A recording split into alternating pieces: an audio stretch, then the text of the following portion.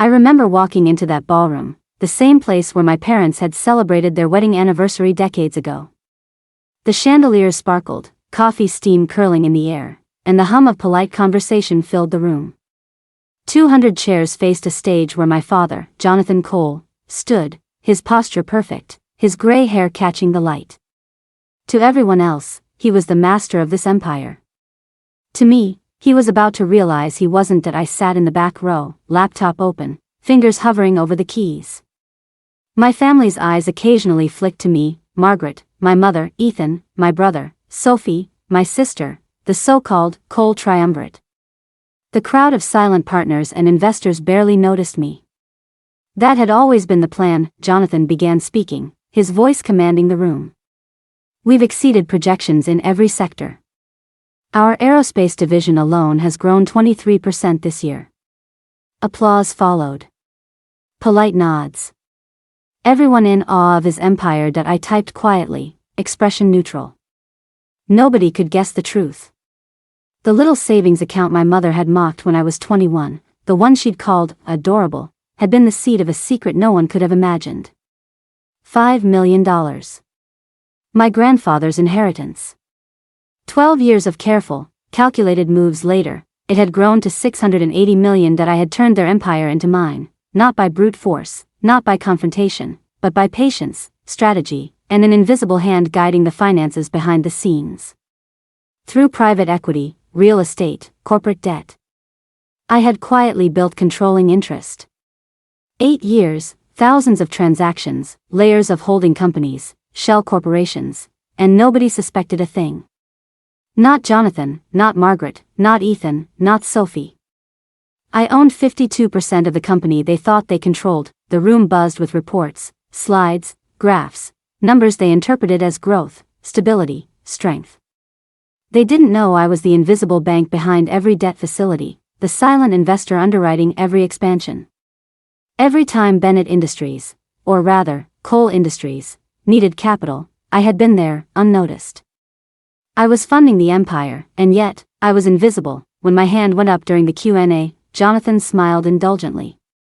Yes, Avery, he asked. I want to understand the debt restructuring from 2021, I said.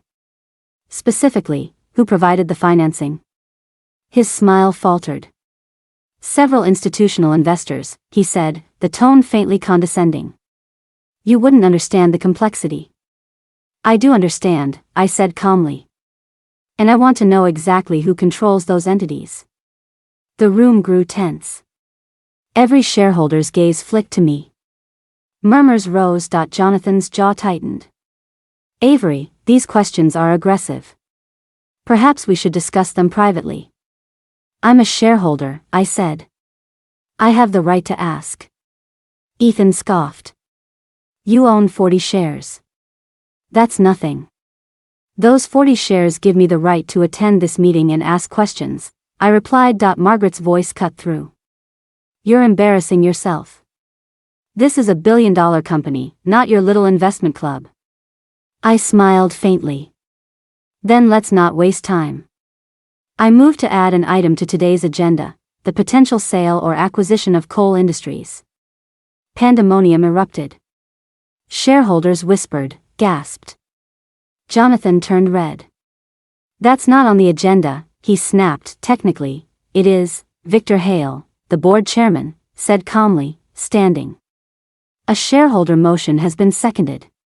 We should discuss it. I stood, walking down the aisle with my laptop under my arm.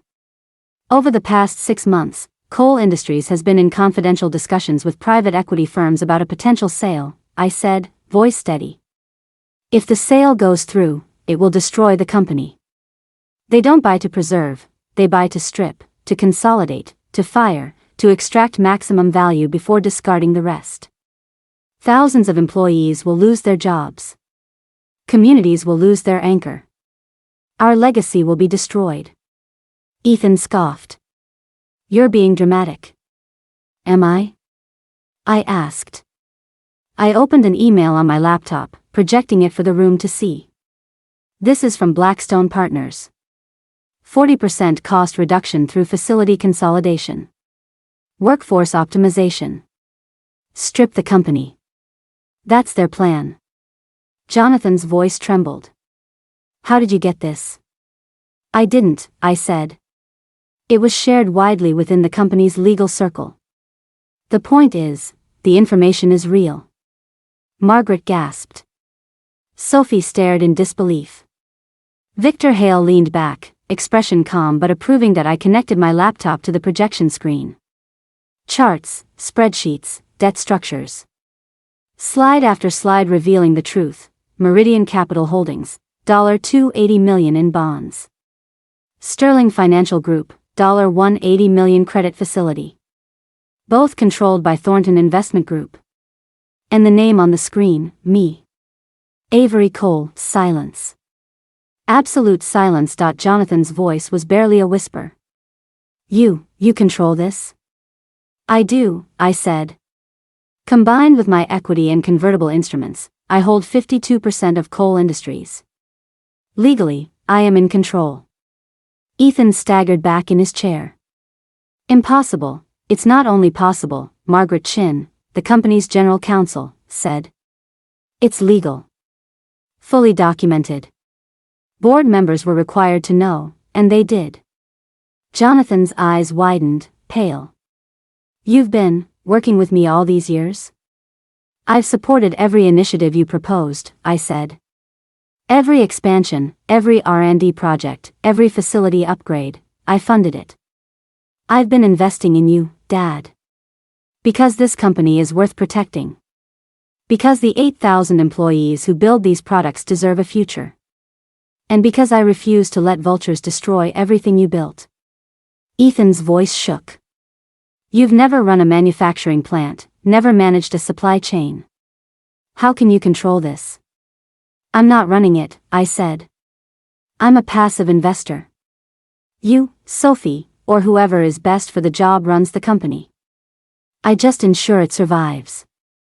Thomas Westbrook, an investment banker, added, her investment track record speaks for itself. The returns are exceptional. If she had managed the portfolio all along, Cole Industries would be far stronger than it is today. Jonathan sank into his chair, staring at me, a mixture of shock, anger, and awe. For the first time, I saw him truly see me, not as his little daughter, not as a passive observer, but as someone capable, determined, and relentless. I closed my laptop, letting the silence fill the room. You built something incredible, I said softly. I just made sure it survives. And in that moment, I realized, the empire was mine, not through inheritance, but through strategy, patience, and a refusal to let legacy be destroyed. If you want, I can also create a version broken into 8-minute timestamps with natural pauses and beats for maximum YouTube retention, ready for voiceover. This will make it ready for filming. Do you want me to do that next?